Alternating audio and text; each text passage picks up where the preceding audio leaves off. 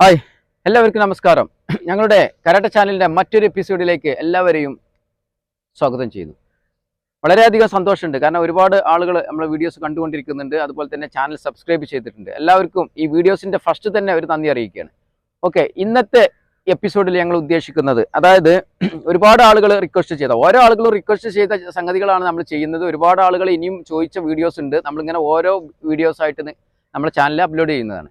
ഇന്ന് ചോദിച്ചതെന്ന് വെച്ചിട്ടുണ്ടെങ്കിൽ, ഇപ്പം നിങ്ങളൊരു കരാട്ടയുള്ളോ, അതായത് മാർഷൽ ആർട്സ് പഠിച്ചൊരു വ്യക്തിയാണ്. അപ്പോൾ ഈ നാടൻ അടി അടിച്ചു കഴിഞ്ഞാൽ എങ്ങനെ രക്ഷപ്പെടും എന്നുള്ള, അല്ലെങ്കിൽ നാടൻ അടിക്കാർ നിങ്ങൾ സ്റ്റെപ്പ് എടുക്കുമ്പോൾ തന്നെ നാടൻ അടിക്കാർ നിങ്ങൾ അടിച്ചിട്ട്, അല്ലെങ്കിൽ കല്ലെറിഞ്ഞ് അല്ലെങ്കിൽ എന്തെങ്കിലും വടിയൊക്കെ എടുത്തിട്ട് അടിച്ചിട്ടുണ്ടെങ്കിൽ എന്ത് ചെയ്യാൻ പറ്റും എന്നുള്ളതാണ്. അതിന് ഒരു സംഗതി എന്ന് പറയുന്നത് എന്താ പറയുക, അത് അവനവൻ്റെ കഴിവാണ്. ഇപ്പോൾ ഈ നാടനടി എന്ന് പറയുന്നത് എനിക്ക് ജന്മനാ ഉള്ളൊരു കഴിവാണ്. ഞാൻ ജനിച്ചു വീഴുന്ന സമയത്ത് തന്നെ നമുക്ക് വരുന്ന ഒരു കഴിവാണത്, അല്ലേ? അതായത് ചങ്കൂറ്റുള്ളവന്, അല്ലേ, ചങ്കൂറ്റുള്ളവന് സ്വാഭാവികമായിട്ടും അടിക്കാൻ പറ്റും. അതായത് അങ്ങനെ അടിക്കാൻ പറ്റും. ഇനി കുത്താനും പറ്റും. ചിലപ്പോൾ വീഡിയോസൊക്കെ കണ്ടിട്ടൊക്കെ കുത്താനൊക്കെ പറ്റും. പക്ഷെ എവിടെ കുത്തണം, എത്ര ലോഡിൽ കുത്തണം എന്നുള്ളത് ചിലപ്പോൾ അറിഞ്ഞോളണം ഉണ്ടാവില്ല. അത് മാർഷൽ ആർട്സ് പോലുള്ള സംഗതികൾ നിങ്ങൾ പഠിക്കേണ്ടി വരും. ഓക്കെ, എന്തായാലും അപ്പം നാടനടി അടിക്കുക എന്ന് പറയുന്നത്, നമ്മൾ ഒരു മനുഷ്യന് ജനിച്ചു വീഴുമ്പോൾ തന്നെ നമുക്ക് സ്വാഭാവികമായിട്ടും കിട്ടുന്ന ഒരു ക്വാളിറ്റിയാണ്. ക്വാളിറ്റി എന്ന് പറയുന്നത്, അല്ലെ, അടിക്കാനുള്ള കഴിവ്. സ്വാഭാവികമായിട്ടും നമുക്ക് ദേഷ്യം വരിക, അല്ലെങ്കിൽ നമുക്ക് നമ്മളെ ശരീരം വേദന ആവുക ചെയ്യുന്ന സമയത്ത് സ്വാഭാവികമായിട്ട് നമ്മൾ ഓട്ടോമാറ്റിക്കായിട്ട് നടക്കുന്ന ഒരു പ്രവർത്തനമാണ്, അല്ലേ? തള്ളിയിട്ട് എന്താ ചെയ്യുക, അടിക്കുന്ന സംഗതി. പക്ഷെ നമുക്ക് ആരെയും കുറ്റപ്പെടുത്തല്ല, സംഗതി മനസ്സിലാക്കുക. അപ്പോൾ ഞാൻ ജനിച്ചു വീഴുമ്പോൾ എനിക്കൊരു ക്വാളിറ്റി ഉണ്ടാവും. അത് എല്ലാവർക്കും ഉള്ളൊരു ക്വാളിറ്റി തന്നെയാണ്. അത് നമ്മൾക്ക് അടിക്കാനുള്ള ഒരു സംഗതി, അല്ലെങ്കിൽ അല്ലേ അങ്ങനെ ഉപദേശിക്കാനുള്ള സംഗതി, ഇങ്ങനെയുള്ള സംഗതി. ഇങ്ങനെ അതിന് പുറമെ എന്താണ്, ആ കഴിവ് എല്ലാവർക്കും ഉണ്ടാവും. പക്ഷെ അതിന് പുറമെ മാർഷൽ ആർട്സും കൂടി പഠിക്കുമ്പോൾ രണ്ടും കൂടിയായിട്ട് വരും. അപ്പോഴാണ് പ്രശ്നങ്ങൾ വരുന്നത്. അപ്പോൾ മാർഷൽ ആർട്സ് പഠിക്കൽ നിർബന്ധമാണ്, അത് മനസ്സിലാക്കുക. ഒരിക്കലും ഒരു മാർഷൽ ആർട്സ് പഠിച്ച ആള്, കാരണം എന്നെ സംബന്ധിച്ചിടത്തോളം നമ്മളൊരു എക്സ്പീരിയൻസ് ആണ്, ഒരു മാർഷൽ ആർട്സ് ശരിക്കും പെർഫെക്റ്റ് ആയിട്ട് പഠിച്ച ഒരാൾ ഒരാളെയും ഇത് ചെയ്യൂല. അത് പരിക്ക് പറ്റുന്ന രീതിയിലുള്ള ഒരു സംഗതിയും ചെയ്യൂല, ഒരു അറ്റാക്കും ചെയ്യൂല. ശരിക്കും പഠിച്ച ആൾ, കുറച്ച് പഠിച്ച ആളുകളാണ് ശരിക്കും എന്തെങ്കിലും ചെയ്യുക എന്നുള്ളത്. കാരണം നമ്മൾ ആദ്യകാലങ്ങളിലൊക്കെ നമുക്ക് തോന്നും ഒരാൾ അടിക്കുക കുത്തുക എന്നുള്ളത്. പക്ഷേ പെർഫെക്റ്റ് ആയിട്ട് നമ്മൾ എന്ത് ചെയ്യണം, മർമ്മപ്രധാനമായിട്ടുള്ള പോയിന്റുകളൊക്കെ പഠിച്ചു കഴിഞ്ഞാൽ നമുക്ക് സ്വാഭാവികമായിട്ടും മനസ്സിലാവും എന്ത് അവിടെ നമ്മൾ എന്തെങ്കിലും ചെയ്ത് കഴിഞ്ഞിട്ടുണ്ടെങ്കിൽ അത് നമുക്ക് തന്നെയാണ് ആപത്ത് എന്നുള്ള സംഗതി.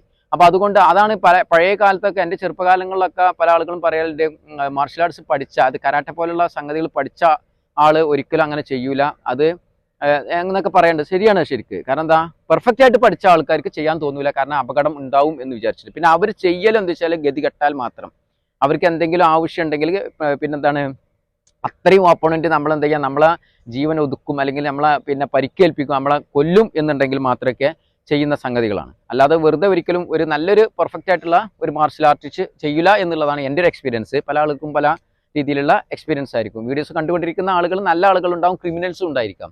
പക്ഷെ നമ്മൾ എന്ത് ചെയ്യും, ക്രിമിനൽസിനെ ഒരിക്കലും നമ്മൾ സപ്പോർട്ട് ചെയ്യില്ല. ഓക്കെ, അപ്പോൾ അത് മനസ്സിലാക്കുക. അപ്പോൾ നമ്മളെ വിഷയം എന്ന് പറയുന്നത് എന്താ വെച്ചാൽ, ഇങ്ങനെ നാടനടി അടിക്കുകയാണെങ്കിൽ എന്ത് ചെയ്യാൻ പറ്റും? നാടനടി അടിക്കും ചെയ്യാം. ഒരാൾ ചോദിച്ചാണെന്ന് വെച്ചാൽ നാടനടി അടിക്കും ചെയ്യും, ആ നാടനടി അടിച്ച ആൾക്കെന്നെ പഞ്ചും അറിയുന്നുണ്ടെങ്കിൽ എങ്ങനെ ഡിഫെൻഡ് ചെയ്യും? അപ്പോൾ ഒരു അടി ഇങ്ങനെ അടിക്കും ചെയ്യുക, ഒരു പഞ്ച് ഇങ്ങനെ ചെയ്യുന്ന സമയത്തും എങ്ങനെ ഡിഫെൻഡ് ചെയ്യും എന്നുള്ളതാണ്. അപ്പോൾ അത് അദ്ദേഹം പറയുന്നത് എന്താ വെച്ചാൽ, ഒരൊറ്റ കൈ കൊണ്ട് തന്നെ നിങ്ങൾക്ക് ചെയ്യാൻ പറ്റുമോ എന്നുള്ളതാണ്. അത് ഒരു വെല്ലുവിളിയാണോ എന്താ സംഗതി അറിയില്ല. നമ്മൾ അവരോട് പറഞ്ഞു നമുക്ക് ചെയ്യാം എന്നുള്ളത്. അപ്പോൾ അതിനൊരു ടെക്നിക്സ് നമ്മൾ ഇന്ന് ഉണ്ടാക്കിയിട്ടാണ് ഇന്ന് വന്നിട്ടുള്ളത്. അപ്പോൾ നല്ല ശ്രദ്ധിക്കാം. ഇത് പല ആളുകളും ചെയ്യുന്ന സംഗതി ആയിരിക്കാം, അറിയില്ല എന്താണെന്നുള്ളത്. അപ്പോൾ നോക്കുക, ഇപ്പോൾ നാടനടി അടിക്കുകയാണെങ്കിൽ ഇപ്പോൾ റൈറ്റ് ഹാൻഡ് കൊണ്ടേക്കാറ് ആദ്യം വരിക, ലെഫ്റ്റ് ഹാൻഡ് ഉള്ള ആളുകൾ ലെഫ്റ്റ് ഹാൻഡ് കൊണ്ടേക്കാറ്. അപ്പോൾ രണ്ട് കൈ കൊണ്ട് നിങ്ങൾക്ക് ചെയ്യാൻ പറ്റില്ല, ഒന്ന് കാണിച്ചു തന്നാലും. ഓക്കെ, എന്തായാലും വീഡിയോസ് ചെയ്ത് നിങ്ങൾ മനസ്സിലാക്കി തരണം. അപ്പോൾ എന്തായാലും കുറച്ച് സ്ലോവിലൊക്കെ ചെയ്യും. അപ്പോൾ അത് തെറ്റിദ്ധരിക്കണ്ട, അതിങ്ങനെ അങ്ങനെ നിന്നേരോ എന്നുള്ളത് തോന്നണ്ട. ഓക്കെ, എനിക്കൊരു കോൺഫിഡൻസ് ഉണ്ടെന്നുണ്ടെങ്കിൽ പ്രാക്ടീസ് ചെയ്ത ഒരാൾക്കും എല്ലാവർക്കും കോൺഫിഡൻസ് ഉണ്ടാവും. പ്രാക്ടീസ് ചെയ്യാത്ത ആൾക്കാർക്ക് ചിലപ്പോൾ കോൺഫിഡൻസ് ഉണ്ടായിക്കൊള്ളും എന്നില്ല. ഓക്കെ, എന്തായാലും നോക്കുക, അടിക്കണ സമയത്ത് നല്ല ശ്രദ്ധിക്കുക. ഇവിടെ കണ്ടില്ല, ഇവിടെ നിന്ന് കഴിഞ്ഞാൽ സ്വാഭാവികമായിട്ടും നമ്മളെ ഫേസ് കംപ്ലീറ്റ് പണി കിട്ടും. പ്രത്യേകിച്ച് എന്താണ്, എസ്പെഷ്യലി ഇല്ലേ, ഇദ്ദേഹം ഓപ്പണൻ്റ് ഒരു സ്ട്രെങ്ത് ഉള്ള ആളാണ്, മസിൽ സ്ട്രെങ്ത് അല്ലെങ്കിൽ കുറച്ചുകൂടി ബോഡി വെയിറ്റ് സംഗതികളൊക്കെ ഉള്ള ഒരാളാണെന്നുണ്ടെങ്കിൽ എന്തായാലും പതറും, അല്ലേ? പിന്നെ അവർക്ക് എന്താ ചെയ്യണം, ആ അടി നമ്മൾ അടിച്ചോട് കൂടിയിട്ട് നമ്മുടെ ഡോക്യുമെന്റ്സുകളോ അല്ലെങ്കിൽ മറ്റുള്ള വിലപ്പെട്ട സംഗതികളോ, അല്ലെ, നമ്മൾ ഫാമിലി ആയിട്ടൊക്കെ പോകുന്ന സമയത്തൊക്കെ ആകെ വഷളാകുന്ന സംഗതികളും പല സിറ്റുവേഷൻ അനുസരിച്ചായിരിക്കും. എന്തായാലും നോക്കുക. അപ്പോൾ ഇത്തരത്തിലൊരു അടി അടിക്കുന്ന സമയത്ത് നല്ല ശ്രദ്ധിക്കുക, അടിക്കുക. നമ്മളിവിടെ നിന്ന് കഴിഞ്ഞിട്ടുണ്ടെങ്കിൽ പൊളി എന്നുള്ളത് മാത്രമല്ല, ഇത് പല മർമ്മങ്ങൾ അടങ്ങിയിട്ടുള്ള ഭാഗമാണ്. ഇവിടുന്ന് എന്താ ചെയ്യുക, ഇങ്ങോട്ട് ഇറങ്ങിയാലും ഇവിടേക്ക് ഇറങ്ങിയാലും മർമ്മപ്രധാനമായിട്ടുള്ള ഭാഗമാണ്. അപ്പോൾ ഇവിടെ എങ്ങനെ അടി കൊണ്ടാലും പ്രശ്നം തന്നെയാണ്. പിന്നെ സ്വാഭാവികമായിട്ടും എല്ലാം ഇങ്ങനെ കൊണ്ടേ വെക്കൊന്നുമില്ല, നല്ല അടിയായി കയറാം. അപ്പോൾ ഒരിക്കലും അത് കൊള്ളാനുള്ള സാഹചര്യം ഉണ്ടാക്കാതെ അതിനെ ഡിഫെൻഡ് ചെയ്യാൻ നമ്മൾ നോക്കുക. അപ്പോൾ ഇവിടെ വെക്കുക, ജസ്റ്റ് ഒന്ന് നമ്മൾ അടിക്കണ സമയത്ത് ജസ്റ്റ് ഒന്ന് കൈ കൊണ്ട് വെച്ച് കൊടുത്താൽ മതി. ഇങ്ങനെ കൈ വെച്ച് കൊടുത്താൽ മതി, ഈ കൈ വെച്ച് കൊടുത്താൽ മതി. അത് ഇനി ഇവിടെയാണ് ഒന്നും നോക്കണ്ട, ഇവിടെ വെച്ച് കൊടുക്കുക.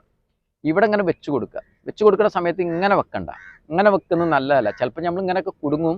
പക്ഷെ ഇങ്ങനെ വെച്ച് കൊടുക്കുക, ഇങ്ങനെ വെച്ച് കൊടുക്കുക. കാരണം ഇവിടുന്ന് വന്നിട്ട് ഇങ്ങനെ ഒരു ടിസ്റ്റിങ്ങോട് കൂടിയിട്ട് വെച്ച് കൊടുക്കുക. അത് ഇങ്ങനെ കൊണ്ടുപോയിട്ടും വെക്കരുത്, ഇങ്ങനെ കൊണ്ടുപോയിട്ടും വെക്കരുത്, ഇങ്ങനെ ഒരിക്കലും വെക്കരുത്.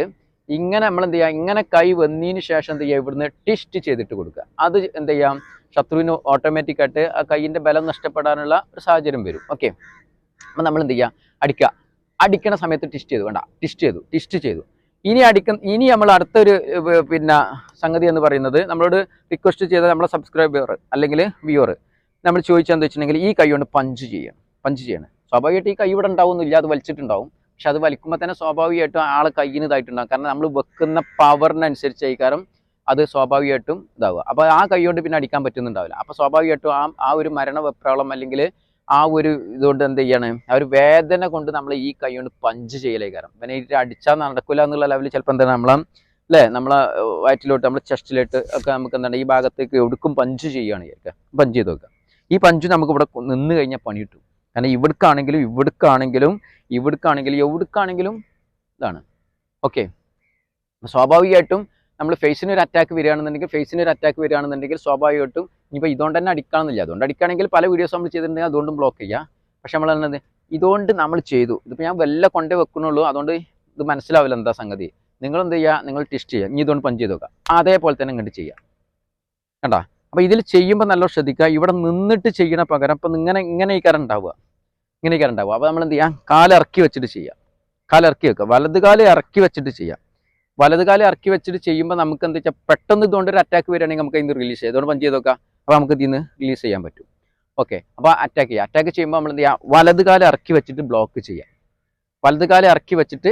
ബ്ലോക്ക് ചെയ്യുക. ഇനി ഇതുകൊണ്ട് പഞ്ച് ചെയ്യുന്ന സമയത്ത് നല്ല ശ്രദ്ധിക്കുക. അതുകൊണ്ട് പഞ്ച് ചെയ്യുന്ന സമയത്ത് ഇപ്പം തന്നെ പഞ്ച് കൊള്ളാൻ പിന്നെ പ്രയാസമാണ്. പക്ഷെ എന്താണ്, അയാൾ കയറിയിട്ട് പഞ്ച് ചെയ്യുന്ന സമയത്ത് നമുക്ക് കൊടുക്കും. അങ്ങനെ ചെയ്യുകയാണെങ്കിൽ നല്ല ശ്രദ്ധിക്കുക. നല്ല ഇങ്ങനെയാണ് ബ്ലോക്ക് വരേണ്ടത്. അപ്പോൾ ഈ ബ്ലോക്ക് ചെയ്യുന്ന സമയത്ത് ഇവിടെ ചെയ്തു, നമ്മളിങ്ങനെ ബ്ലോക്ക് ചെയ്യുന്ന സമയത്ത് നല്ല ശ്രദ്ധിക്കുക. ഇങ്ങനെ എടുത്തു വെക്കുക, ഒരു സ്റ്റെപ്പ് അടിക്കുക. അതുകൊണ്ട് അടിക്കുക. ഇങ്ങനെ ചെയ്തു. എന്നിട്ട് ഇടതുകാലം എടുത്തു വെച്ചിട്ട് നമുക്ക് എന്ത് ചെയ്യാം, ഈ ഓപ്പോണൻറ്റ് നമ്മളെ ബാക്കിൽ ഇങ്ങനെ നിന്ന് കഴിഞ്ഞാൽ ആൾ ചെയ്യാൻ കുറച്ച് പ്രയാസം ഉണ്ടാവും. ചെറിയ സംഗതികളെ വരുള്ളൂ. നേരെ വെച്ചാൽ എന്താണ്, ആളെ മുന്നിലേക്ക് ഇങ്ങനെ നിന്ന് കൊടുത്താൽ വേറെ രീതിയിൽ. അപ്പോൾ ആളെ ശത്രുവിൻ്റെ ബാക്കിലോട്ട് നമ്മൾ മാറുക എന്നുള്ളതാണ് ഈ വീഡിയോസ് മുഖേന നിങ്ങളെ നമ്മൾ മനസ്സിലാക്കി തരുന്നത് ഒരു പോയിന്റ് എന്ന് പറയുന്നത്. ബാക്കിലോട്ട് ആക്കി കഴിഞ്ഞിട്ടുണ്ടെങ്കിൽ ശത്രുവിൻ്റെ ബാക്കിൽ നമ്മളായി കഴിഞ്ഞാൽ നമുക്ക് പണിയെടുക്കാൻ പറ്റും.